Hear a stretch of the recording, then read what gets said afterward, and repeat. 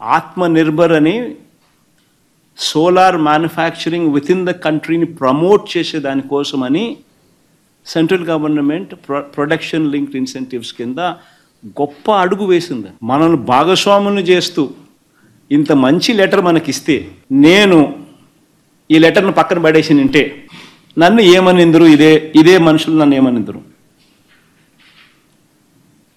One should seriously ask these questions themselves. See, నేను ఒక ముఖ్యమంత్రిగా ఉన్నా. My dream is to change lifes. సంపద సృష్టి అనేది నా కళ్ళ ముందర 25 ఏళ్లలో 1,10,000 కోట్లు సంపద సృష్టి క్రియేట్ చేస్తున్నా. The savings alone what otherwise I would be paying 1,10,000 crores in 25 years.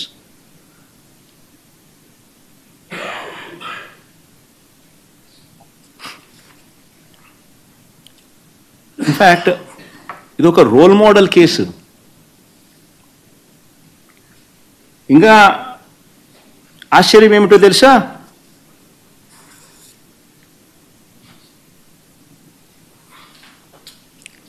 ఇదే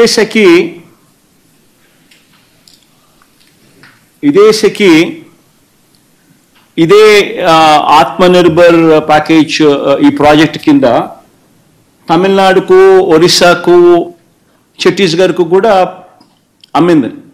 ఇదే ఇంటర్స్టేట్ ట్రాన్స్మిషన్ ఛార్జెస్ వాళ్ళకు కూడా ఆటోమేటిక్లీ వర్తిస్తాయి. వాళ్ళకి ఏ రేట్ అనేది చూడండి ఒకసారి. Very interesting slide. ఛత్తీస్గఢ్ అంటే కాంగ్రెస్ రూల్ స్టేటు, ₹2.61. ఇది August. Odisha July ₹2.61. Tamil Nadu September ₹2.61. Andhra Pradesh ఇంకా వచ్చేసరికి ఇంకా ₹2.49 కంటే 12 పైసలు తగ్గి. మరి నేను తక్కువ రేటుకి నేను తీసుకొస్తే నన్ను అప్రిషియేట్ చేయాల్సింది పోయి, నాకు షాల్వా కప్పాల్సింది పోయి, నన్ను పొగడాల్సింది పోయి,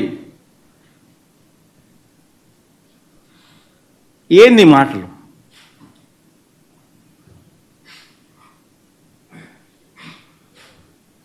షాల్వా కప్పాల్సింది పోయి, పొగడాల్సింది పోయి, నాకు ఇంకా అవార్డు ఏదైనా ఉంటే నాకు ఇవ్వాల్సింది పోయి.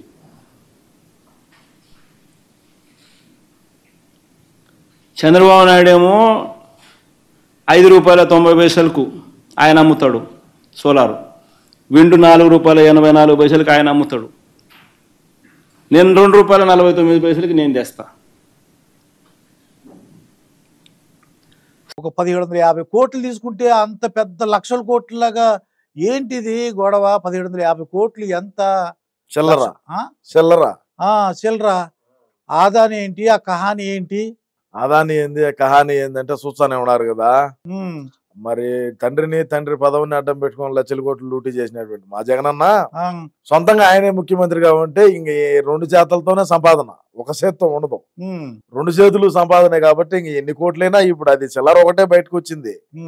అది ఇప్పుడు మేము దాన్ని ఏం చేయాలనంటే, మొన్న లోకేష్ గారు కూడా అమెరికా పర్యటన చేసి వచ్చినాడు. న్యూయార్క్ లేకపోయి ఇంకా ఆయన చేసిన కుట్ర అని చెప్పబోతాం. ఇది చిల్లర కూడా లక్షల కోట్లు అయితే అనుకోవచ్చు. చిల్లర కూడా వీళ్ళు ఎందుకో పెద్ద భూతత్వంలో ఏది చూపిస్తారు. చూపిని ఏం చూపించా ఏమవుతుందో చూద్దాం. ఇంకా మరి మీ నాయకుడు మళ్ళీ కథలు చెప్తున్నాడే, బెమ్మనుకుంటున్నాయి కథలు. ఏం కథలు చెప్పినాడయా? ఒక 4 ఉంటారు, ఒక మేకపోతుని మోసం చేస్తారు, కథలు బాగా చెప్తున్నాడయా. ఇంకా కథలే చెప్పాల్సింది. మేము గతంలో చెప్పినట్టు కథలన్నీ నమ్మినారు. సపరేట్ గా ఏదన్నా కథలు చెప్పాలి కదా. రోజు రిపీటెడ్ గా చెప్తా ఉంటే ఎవడు దేకుతాడు, ఎవడు దేకడం. కొత్తదనం ఏదన్నా కోరుకుంటారు రాష్ట్రంలో ఉండేటువంటి ప్రజానీకము. మేము దాన్ని నమ్మించేటువంటి దాంట్లో మేము బిజీగా ఉంటాము. అదే ఏ మసిబూసి మారేడికాయ చేయటంలో మమ్మల్ని మించిన వాళ్ళు లేడు. మా పార్టీలో ఉండే వాళ్ళు మించిన వాళ్ళు. అందులో భాగంగానే ఇది ఒక ప్రక్రియ. ఎప్పుడు చూసినా అది చెప్తారండి. ఆ ఈనాడు, ఆ ఏబిఎన్, ఆ టీవీ5 నాయుడు ఎప్పుడు చూసినా అదే చెప్తాడేంటన్నా అర్థం అవుతుంది నాకు. అన్న అదే ఎందుకు చెప్తాడు అంటే, వాటినే ఎక్కువ చూస్తారు రాష్ట్రంలో ఉండేటువంటి ప్రజానీకం అంతా కూడా.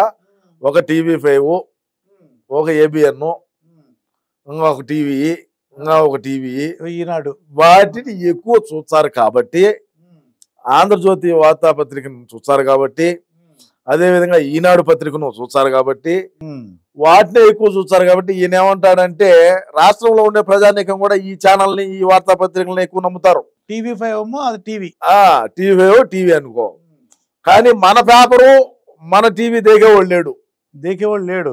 అన్న ప్రెస్ మీట్ పెట్టినా కూడా 300 మంది 600 మంది కన్నా ఎక్కువ చూడడంలే లైవ్ వాచింగ్. ఓకే, ఈ టీవీ ఈ ఛానల్, ఈయన అన్న చెప్పే ఛానల్ ఏమంటే వాళ్ళు బ్రహ్మాండమైనటువంటి వ్యూవర్షిప్ దూసుకొని పోతామో వాళ్ళు ఉన్నారు. మనకేమో మన సాక్షి ఛానల్లో కరెంట్ బిల్లుకి లెక్క రావడం లే, ఏళ్ళు లేకుండా ఉంటే ఎప్పుడో ఎత్తిపోయిన కంపెనీ. ఏం ఎత్తిపోవాల్సిన కర్మే ఉండదులే, మన దగ్గర ఏం లెక్కలు లేనాటియా, మన దగ్గర లేని లెక్కలాగినా ఎత్తిపోయే కాదు. కాకంటావును ఉంటే బాగుండు, మాది కూడా చూడండి అని చెప్పే దాంట్లో ఆయన ప్రమోట్ చేసుకుంటాడు అనమాట. ఇప్పుడు ఈ ఆదాని కహాని నిజమే అంట, అమెరికా వాళ్ళు కేసు పెట్టారు ఇప్పుడు. మరి ఇప్పుడు అదేమి పులివెందుల కోర్టు, కడప జిల్లా కోర్టు, లేదంటే హైకోర్టు కాదు కదా. న్యూయార్క్ లో ఉండేటువంటి కోర్టు న్యాయస్థానాలు 1750 కోట్ల రూపాయలు జగన్ గారికి ముట్టినాయి అని చెప్పి అయితే వాళ్ళు తెలిసినారు. తెలిసినప్పుడు ఏమి జరుగుతుందో చూద్దాం. దాంట్లో సెల్లో కూడా రికార్డింగ్ అన్ని వచ్చేసినాయి అంట వాళ్ళకి, ఎవరెవరు మాట్లాడుకున్నారు అన్ని వచ్చాయి. ఎందుకు రావు? మరి భయం వేస్తుందేమో. ఎవరికి? మా అన్నకి భయం వేసి అందుకే టాబ్లెట్లు వేసుకోమనుకుంటాను, భయపడుకుంటా. ఇక పోసాన్ని ఉన్నాడు ఏంటి పోసేసుకుంటున్నాడంటే ఏంటి ఆశ్చర్యంగా ఉంది. నాకు వద్దు, నేను రాను, నేను ఇంకెప్పుడు. అది ఏమైందంటే మాస్టర్ గారు, నేను మా పార్టీకి సంబంధించినటువంటి నాయకులు, కార్యకర్తలు ఎవరైతే అతిగా ప్రవర్తించి, ఎవరైతే కొంత దురుసుగా ఉండుంటారో 2019 నుంచి 24 వరకు మేము అధికారంలో ఉన్నప్పుడు నోటికి హద్దు అదుపు లేకుండా, చేతలకు హద్దు అదుపు లేకుండా, మనం ఏం మాట్లాడుతున్నాం అనేది కూడా సోయి లేకుండా మాట్లాడినటువంటి వ్యక్తులకి క్షమాపణ పత్రం అని చెప్పి నేను ఒకటి విడుదల చేసిన. మా యొక్క పార్టీలో ఉండేటువంటి మండల స్థాయి నుంచి కన్వీనర్లకు మొత్తం పంపించిన, జిల్లా స్థాయి అదేవిధంగా రాష్ట్ర స్థాయి నాయకులకి అందరికి పోయింది. ఆ పోవడంతో ఆ పోయిన మరుసటి రోజే శ్రీరెడ్డి గారు క్షమాపణ లేఖ రాసి నారా లోకేష్ గారికి, జగన్ అన్నకు ఒక లేఖ రాసి పెట్టినారు అన్నా అని చెప్పేసి. అదే విధంగా నేను ముందు రోజు క్షమాపణ పత్రం రిలీజ్ చేసిన, మరుసటి రోజు ఆమె రాసింది. ఇంకా కొంతమంది రాసినారు. ఈ రోజు పోసాన్ని ఏమైంది, నేను అతిగా మాట్లాడినాను, అతిగా అయితే చేసినాను, చేసిన దానికి ఈరోజు నేను ఇదైతే ఉన్నాను. నాకు పిల్లకాయలు ఉన్నారంటే మిగతా వాళ్ళకి పిల్లకాయలు ఉండరేమయ్యా? అప్పుడు గతంలో ఈ కూటమి ప్రభుత్వం ఏదైతే జనసేన, ఈ తెలుగుదేశం పార్టీ ఏదైతే ఉండదో వీళ్ళకు లేరా కుటుంబం, వాళ్ళకి లేరా బిడ్డలు, వాళ్ళకి లేరా ఫ్యామిలీలు, వాళ్ళకు ఉన్నారు కదా. మరి ఉన్నప్పుడు నువ్వు నీ ఇష్టానుసారంగా ఎట్ట మాట్లాడతావయ్యా?